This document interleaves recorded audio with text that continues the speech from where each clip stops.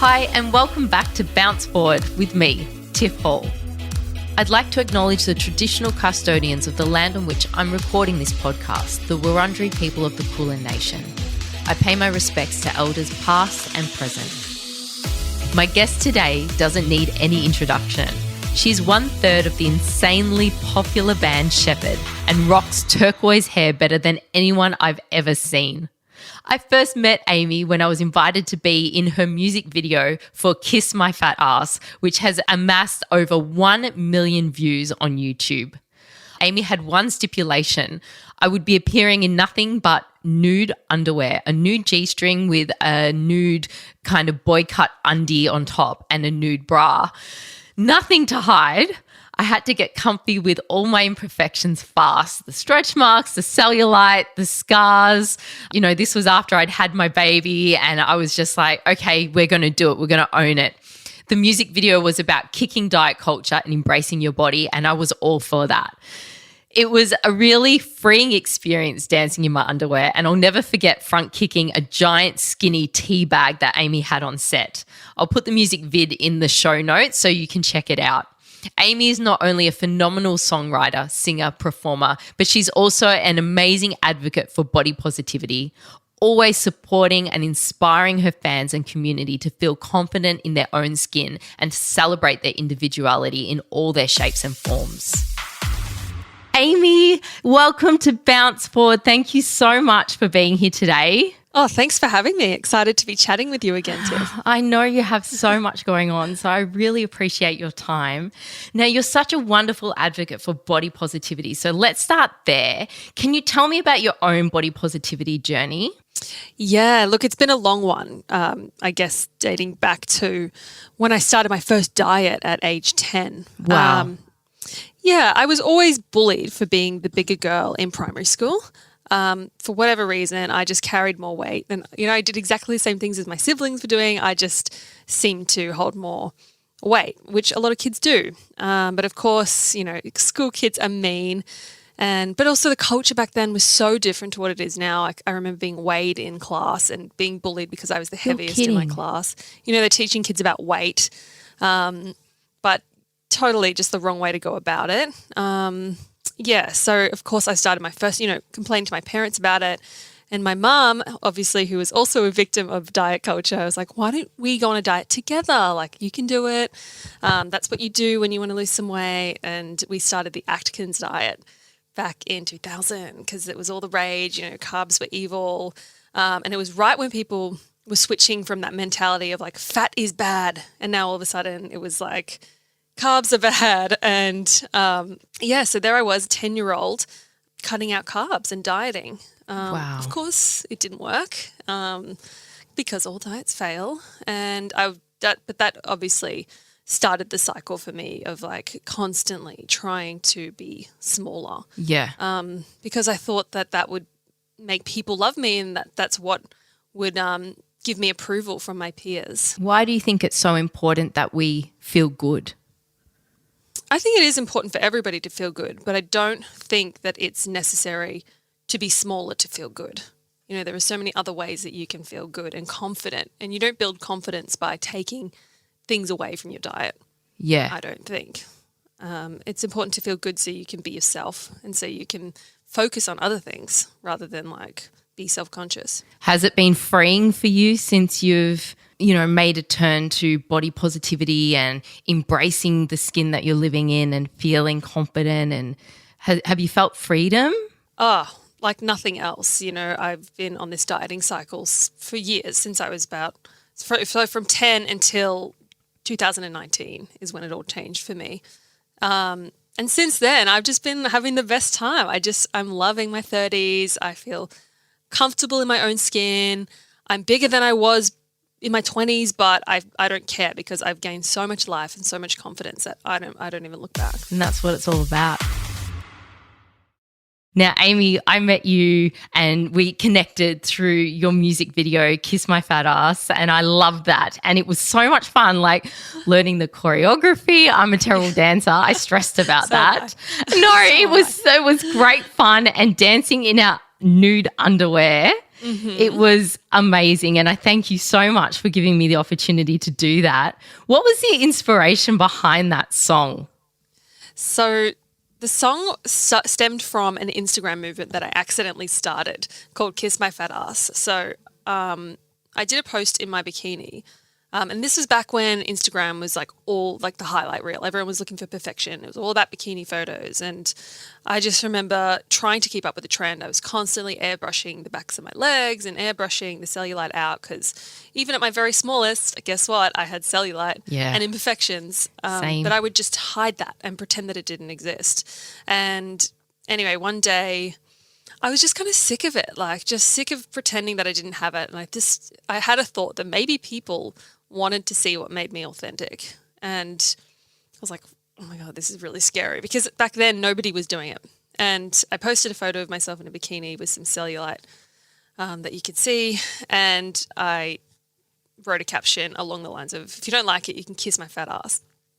And it went viral. Like I couldn't believe the reaction that it had. Women were sharing their own versions of Kiss My Fat Ass. People wanted more of it because they're like, thank you so much. Like, this is what we can relate to. We need more of this out there. So I made it one of my missions in life to make sure that I was showing up as authentically as possible. So, of course, the best way I know how to process my emotions is to write music. So I was in a session with George and Jay, Sheppard, and we were thinking about what we're going to write next. And I just thought, why don't we write a song called Kiss My Fat Ass about like everything that's going on Instagram for me. And the boys said, yeah, let's do it. That sounds great. And then we came out with a song. Yeah. And it had just over 1 million so views on YouTube. Like, crazy. It's epic. Yeah. And then instantly I had the idea of the music video. Like we wrote it in one day and we started producing it, and I just knew that I wanted to recreate Blurred Lines music video. I don't know whether you guys have seen it, but it's basically supermodels, and in the uncensored version they're topless, and the male artists are like gawking over them, touching them, and essentially saying like, this is what a beautiful woman is. And I don't know, something about it just really didn't sit right with me. I just thought it was such a gross message. And I wanted to do my own version of that. So I collected or asked a lot of women who I knew just throughout the years, or people who I admired, like yourself, Tiff, because I know that, your whole bounce forward movement after your first child and the way that you presented postpartum bodies, I just thought that was very inspiring. So I asked you. We had a Paralympian, Mon Murphy. We had a CrossFit athlete who had just had a baby. Yes. We had a pregnant woman. We had a really diverse range of women. And I just wanted to really highlight what women could do despite how they looked. And it was daunting for everybody, not just yourself, Tiff. Yes. Like, I remember being nervous as well. The start of the day, we're all in our robes, like, hi, baby. I've never been on camera, rah, rah. And then at the end of the day, we're all just like walking around in our whatever. Like it didn't even matter. So it was so much fun. It was wonderful. Yeah, it was a great day, wasn't it? Yeah, it was. And the song has been stuck in my head ever since. It's a beautiful song.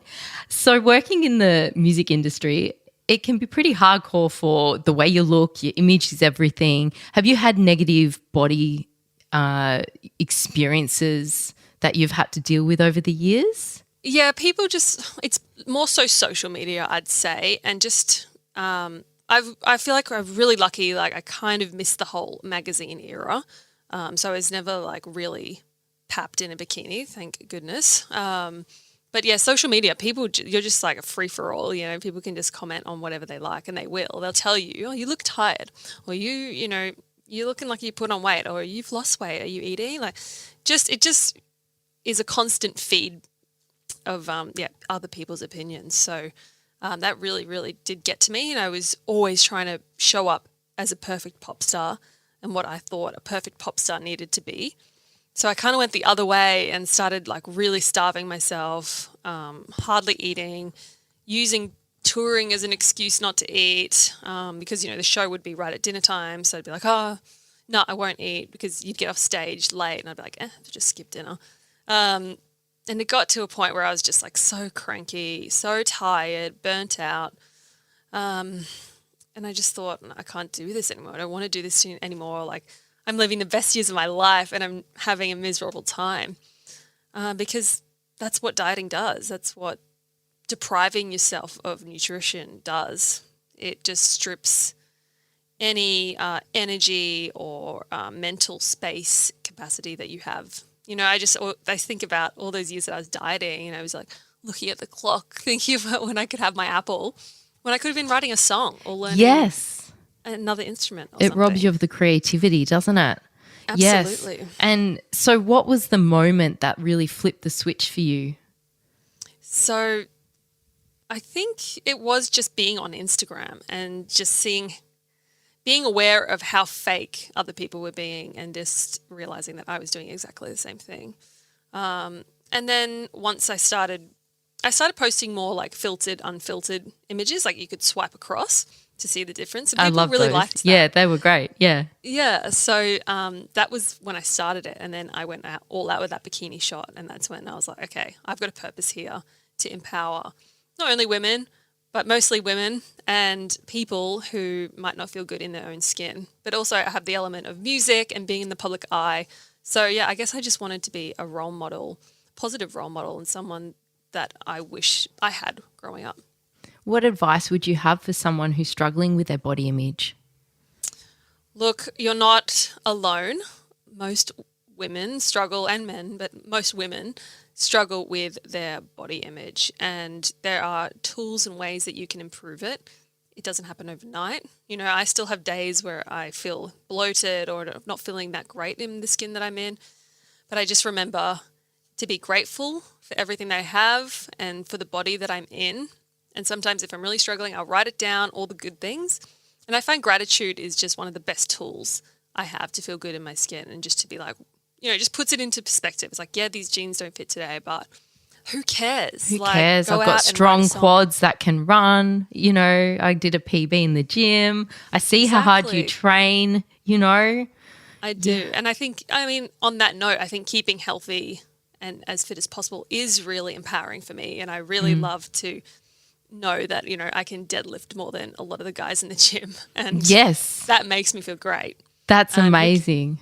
Yeah, who cares if it means that I can't fit into skinny jeans? Yeah, and have the waist fit as well. Yeah, who cares about skinny jeans? Blah. What kind of changes would you like to see in the media and social media? What would you like to see us embrace in terms of our relationship with our body? I would love to see more or less Photoshop for one. I would love to see less conversation around Ozempic and dieting. And, you know, I feel like it's kind of skinny is starting to come back in and we're like, have we learned nothing? Like, have you noticed everybody? That? I've noticed that too. It's the collarbones, and I saw something about Barbie shoulders, people getting Botox to lower their traps or something to look like Barbie. What are we doing? These trends are nothing new, and they are trends and they'll come and go. So please, if you're listening, do not alter your body to fit a trend. You know, bodies should not be trends. And I think that everyone needs to just remember that and follow people who are inspiring and people who are doing cool things rather than following people for what they look like. Yes, exactly. So, Amy, you're moving to Nashville. This is epic, so exciting. I'd imagine that it's pretty stressful packing and just moving to another country. How are you dealing with the stress and the overwhelm? Look, it is overwhelming. I have just started packing and I'm realizing that I've got so much to do before we leave in October.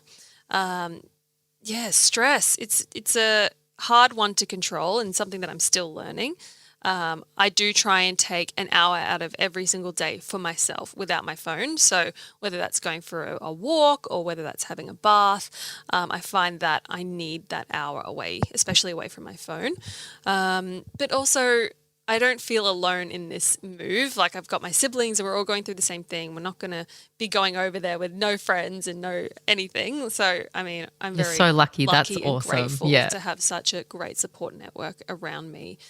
And then again, those gratitude lists, they really, really come in handy when I'm feeling overwhelmed or down on myself. So it sounds so simple, and it is. It's a really simple task that everybody can implement into their lives to deal with stress or body image or any issues that they're feeling not good enough. I love that. Put your phone away for a bit, you know, have a bit of a digital detox. It's so important. It is. And it's simple, but nobody does it because they just, life does get busy and you forget, or you don't forget, but you just put it on the back burner. Yeah. But, once you're burnt out, it's just very hard to come back from. So yeah. I do try and implement that hour every single day for myself. That's awesome. Amy, thank you so much for joining me today. I love everything about you. I've been obsessed with your blue hair my whole life. And I thank you so much, and I wish you the best of luck with your move to Nashville and your new music. Oh, thanks for the chat. I love talking to you, and I love following you because you're inspirational. Oh, thank you. I always love catching up with Amy. She's so much fun and such a beacon of light amongst diet culture, negative body image, and a great role model for my daughter. Her new song, Overthinking, is out now. I love this song. Check it out. Thanks so much for listening. Catch up with me at my Instagram at tiffhall_XO. I love hearing from you. Thanks for listening, and I'll see you next week.